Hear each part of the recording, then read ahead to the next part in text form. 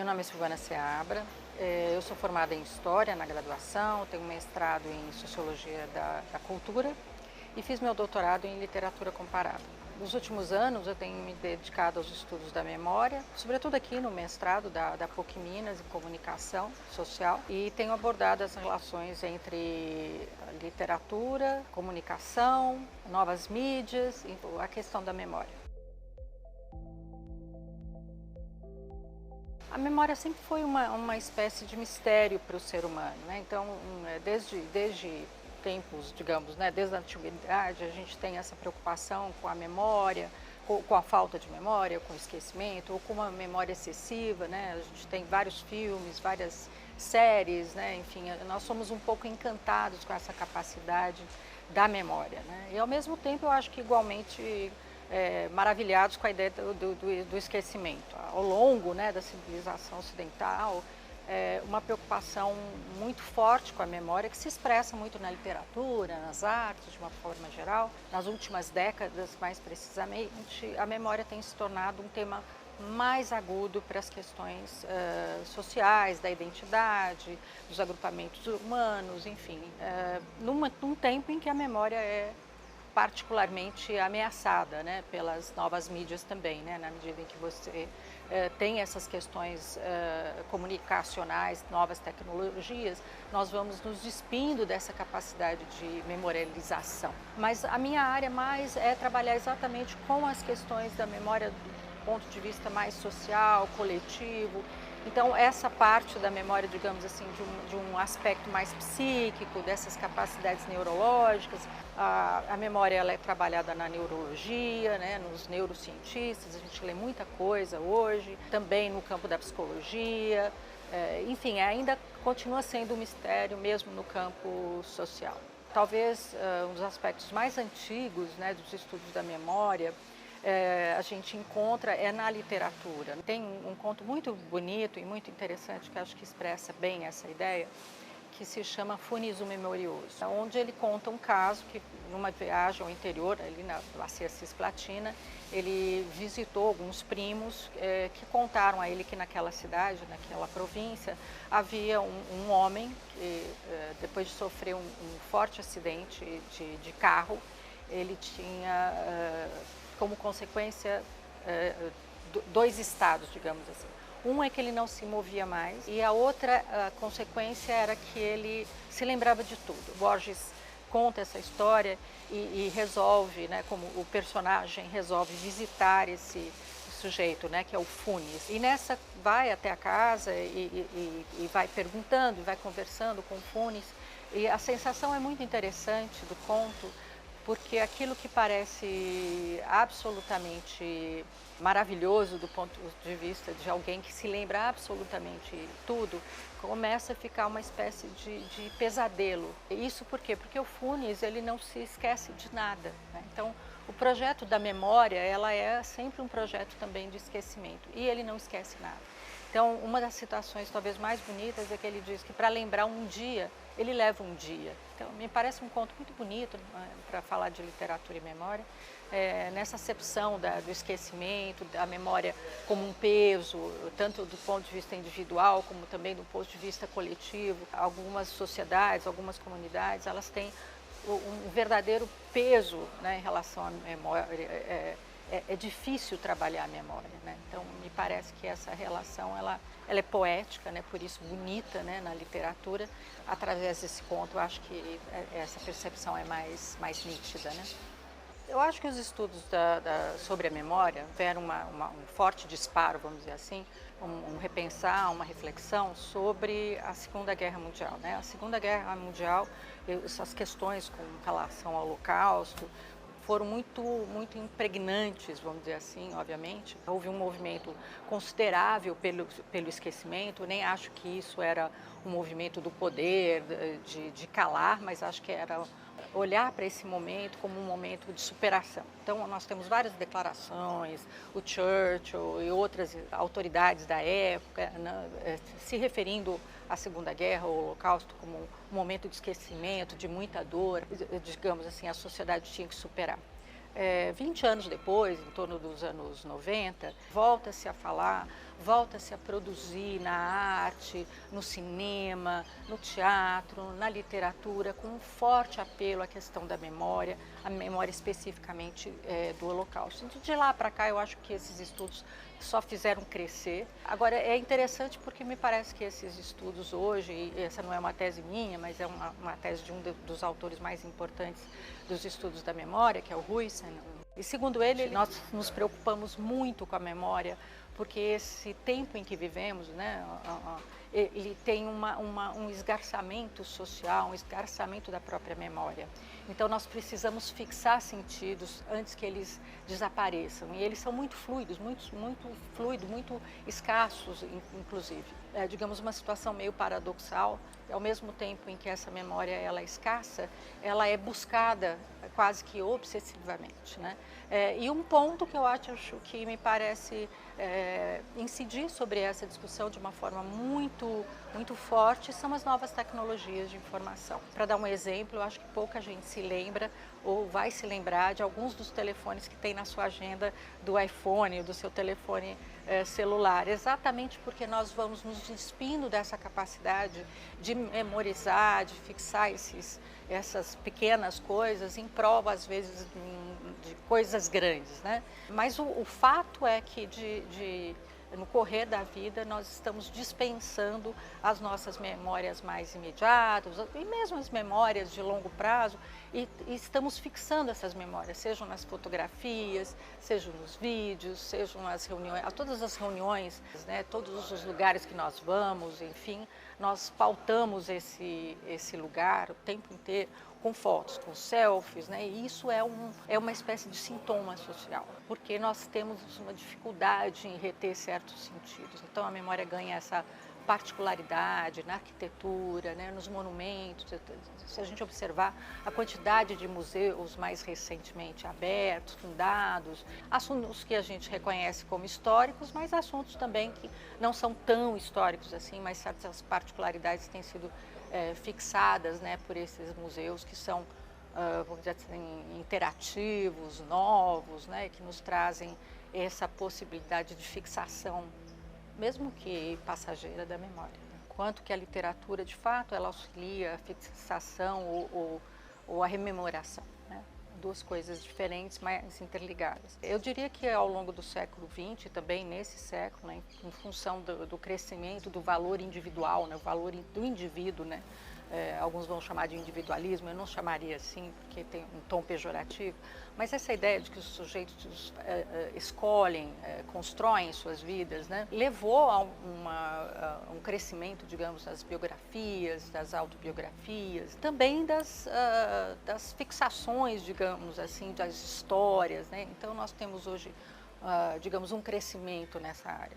Por outro lado, nós temos também uma literatura, digamos, que não intencionalmente, como as biografias, as autobiografias, elas retratam certos momentos traumáticos, as guerras, ou melhor, talvez o pós-guerra, né, seja o momento em que as pessoas trabalham, as nações, os grupos sociais trabalham um pouco desse trauma, desse lugar, desse acontecimento, né, que deve ser estancado. E ao fazer isso, me parece que a literatura é um lugar muito especial para que isso ocorra. E num outro sentido também nós temos hoje uma produção de vídeo, uma produção de cinema que atua também junto à literatura, junto com a literatura, né, os processos, digamos, midiáticos de uma forma geral, para fixar ou montar esse momento. Um dos aniversários do final da Segunda Guerra Mundial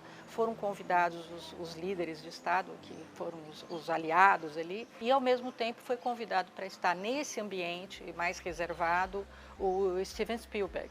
É um fundador de um museu, né, que é o Museu da Memória do Holocausto. Ele entrevistou milhares de pessoas, né, enfim, e fez o filme que nós todos conhecemos, que é A Lista de Schindler, né? Então ele ficou conhecido muito nesse campo da produção da memória, da memória traumática da Segunda Guerra. Então é curioso que, junto com os líderes políticos, né, um cineasta faça parte e esteja lado a lado, né, numa comemoração tão importante quanto essa. Eu vejo muito nos meus alunos, que são muito jovens, né, eu costumo perguntar a eles se eles têm uma memória da Segunda Guerra. E geralmente a resposta é positiva. Tem essa memória através dos filmes que viram, né? Sobretudo das imagens, das fotografias. Então, eles conseguem se remeter a uma espécie de memória, né? Que é uma memória indireta, há toda uma discussão sobre isso.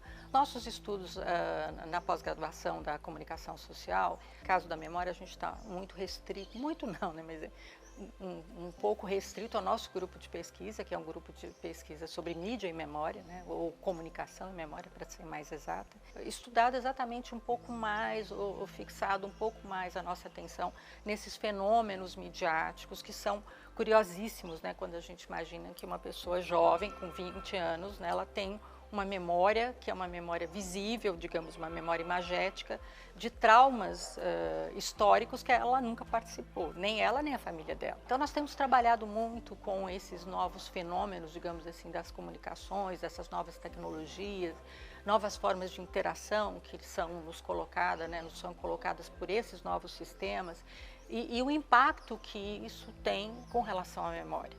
Nós vamos nos despir mais ainda da memória ou, digamos, as formas tecnológicas vão nos auxiliar, né? Essa é sempre uma pergunta e é uma pergunta que merece ser respondida.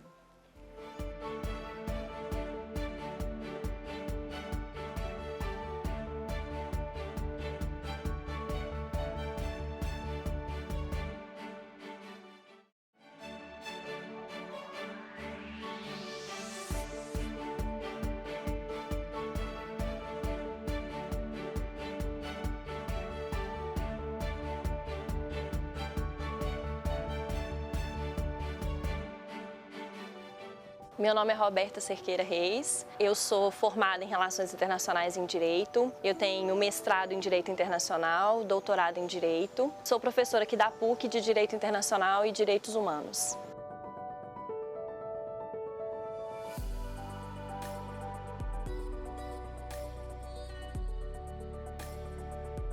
Uma categoria muito ampla e tão importante de ser estudada hoje em dia, especialmente porque as pessoas confundem um pouco o que é de verdade direitos humanos. Todos aqueles direitos inerentes aos indivíduos, aos seres humanos, historicamente. Direitos humanos já contemplou várias categorias. Hoje a gente tem direitos civis e políticos, direitos sociais, econômicos, culturais, direitos difusos.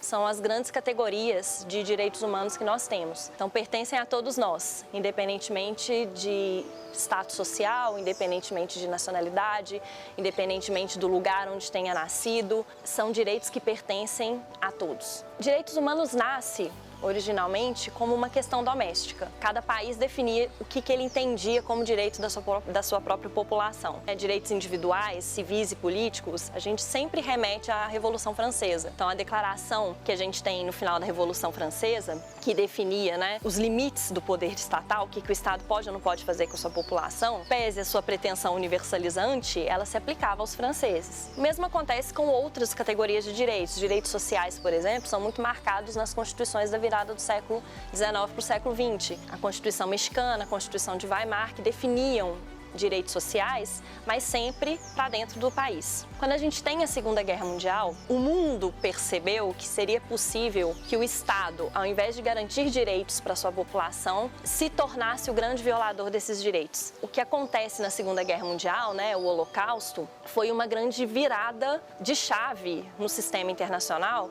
no sentido de que é preciso que o direito internacional tome conta e preste atenção em direitos humanos, porque deixar direitos humanos a cargo somente dos Estados pode dar muito errado, como acontece durante a Segunda Guerra. Um processo pós-Segunda Guerra Mundial de internacionalização dos direitos humanos. Eles deixam de ser domésticos apenas e se tornam, sobretudo, internacionais. A Declaração Universal dos Direitos Humanos é o grande marco desse processo, porque a Declaração Universal ela vai dizer o seguinte: direitos humanos pertencem a todos, não, e o Estado tem que garantir, independentemente de que Estado seja esse. Dali para frente, a gente teve inúmeros avanços na área de direitos humanos no sistema internacional, né? Então a gente vai ter o Pacto Internacional de Direitos Civis e Políticos, o Pacto Internacional de Direito Econômico, Social e Cultural, a gente vai ter Convenção do Racismo, a Convenção da Mulher, Convenção da Criança, Convenção da Pessoa com Deficiência, Convenção contra a Tortura, dezenas de tratados internacionais que vão regulamentar o que os estados devem fazer com as suas próprias populações. Direitos humanos, hoje em dia, tem uma regulamentação internacional imensa. E isso tudo nasce a partir desse processo de internacionalização que vem lá da Declaração Universal dos Direitos Humanos de 1948. O que é interessante desse processo é que a gente percebe como o sistema internacional e o direito internacional dos direitos humanos, ele vai se desdobrando dentro dos países. No caso do Brasil, a gente tem, né, o Brasil internalizando a Convenção da Pessoa com Deficiência. A gente vai fazer aqui o nosso Estatuto da Pessoa com Deficiência, que é a nossa tradução dessa Convenção Internacional. O mesmo acontece com a nossa regulamentação sobre tortura, que também é uma tradução do que vem da Convenção contra a Tortura. Sofistiquem as suas legislações para melhorar a vida dos seus nacionais a partir desse parâmetro internacional. Originalmente, a gente tinha uma ideia, né, quando a gente pensa lá na Revolução Francesa, naquela primeira dimensão de direitos humanos individuais, né, direitos civis e políticos, de que seria suficiente dizer todos são iguais perante a lei e que isso automaticamente transformaria todos em iguais. E a importância, né, dessa declaração, de dizer que todos são iguais perante a lei lá na Revolução Francesa, apesar disso, o que a gente tem é a desigualdade fática. Então não adianta eu ter uma igualdade formal, né, uma igualdade perante a lei, se eu não consigo representar isso faticamente. Então a gente vai ter a categoria que vai tentar dar essa igualdade material que faltava, que são os direitos sociais e econômicos. Então as mazelas sociais que nós temos, elas são uma das grandes preocupações dos direitos humanos. O que acontece com as mazelas sociais é que elas impedem as pessoas de acessarem os direitos que elas têm. Então a lei diz, todos são iguais perante a lei, os documentos estão lá, os direitos estão garantidos. Mas do que adianta os direitos estarem garantidos se as pessoas não conseguem acessá-los? É uma necessidade de desenvolvimento de políticas públicas para que as pessoas tenham acesso pleno aos direitos que elas já têm. Os direitos sociais, eles vão tentar corrigir essas desigualdades, né? Então a gente tem lá o direito à educação, o direito à saúde. Esses são alguns exemplos de direitos sociais que tentam corrigir desigualdades, porque não adianta, né, eu ter uma igualdade formal, eu garantir direitos na lei, se as pessoas nunca podem acessá-los. Na busca de acesso a esses direitos, o primeiro lugar que a gente pensa é o judiciário. Como que no Brasil a gente tem, sobretudo pós a Constituição de 88, um crescimento do judiciário, porque as pessoas cada vez mais vão se tornando conscientes dos direitos que elas têm, o que eu acho fantástico, né? É um processo de amadurecimento da nossa cidadania. As pessoas vão se tornando conscientes dos direitos que elas têm. Mas muitas vezes o judiciário interno não é suficiente, por N motivos. No caso do Brasil, sobretudo porque a gente tem demoras processuais, tem processo que dura 20 anos, ou então falta de acesso direto mesmo, por N motivos. E aí existem as cortes internacionais, que tentam complementar a jurisdição doméstica. No caso do Brasil, por exemplo, a gente faz parte do sistema interamericano de direitos humanos, que é vinculado à Organização dos Estados Americanos, a OEA. A Corte Interamericana fica lá em Costa Rica e ela tem como competência julgar estados que tenham violado o Pacto San José da Costa Rica, que é a Convenção Americana sobre Direitos Humanos. No caso dos brasileiros, nós temos acesso para demandar nossos direitos à Comissão Interamericana e a Comissão Interamericana tenta resolver o nosso problema. Quando ela não consegue, ela mesma encaminha o caso para a Corte Interamericana. O Brasil já foi condenado na Corte Interamericana algumas vezes. Nós fomos condenados, por exemplo, no caso da Damião Ximenes Lopes. Houve um assassinato de uma pessoa com deficiência numa clínica e aí esse caso gerou um processo na Corte Interamericana e o Brasil tendo que fazer toda uma reforma sobre o seu sistema de manicômios, que eram aqueles sistemas horríveis, né, que a gente pensa lá em Barbacena, né, que eram depósitos de pessoas que o Estado brasileiro achava que não mereciam conviver em sociedade. A gente tem um outro caso também envolvendo condenação do Brasil, que é do povo indígena Chucuru, porque o Brasil não demarcou a terra indígena no tempo certo. Temos condenação do Brasil no caso do Vladimir Herzog, né, aquele jornalista morto pela ditadura no Brasil. Temos o caso Júlia Gomes Lund, que envolve a guerrilha do Araguaia, que o Brasil foi condenado também. São dezenas de casos de condenação do Brasil. O caso Favela Nova Brasília, que foi sobre violência policial, de execuções extrajudiciais, dezenas de casos que são tentativas de responder para aquelas vítimas ou para os familiares daquelas vítimas que não conseguem justiça pelo direito interno. O mais importante na área de direitos humanos é as pessoas entenderem que direitos humanos não é apenas sistema penitenciário. A grande luta de todos os profissionais de direitos humanos é que as pessoas entendam, até mesmo aqueles que não gostam de direitos humanos, que eles são titulares desses direitos. Foi uma luta para serem implementados. Muita gente morreu ao longo desses 300 anos de história para que a gente chegasse hoje, temos direitos civis, temos direitos políticos, eu posso votar, eu posso falar, eu posso me posicionar, eu tenho direito a um advogado, que foram conquistas históricas. Talvez o mais importante seria as pessoas resgatarem o que significa direitos humanos e a importância desses direitos na vida de todos nós. De alguma maneira, não diz respeito a mim, não diz respeito a pessoas de bem, né? Direitos humanos respeita a todos nós. Inclusive, o sistema interamericano mesmo é um sistema para vítimas. Quem tem acesso a ele são vítimas de crimes, sobretudo de crimes de Estado, porque o Estado pode ser muito criminoso. Que as pessoas entendessem a origem e a importância de direitos que foram tão sangrados, né, para a gente chegar aqui.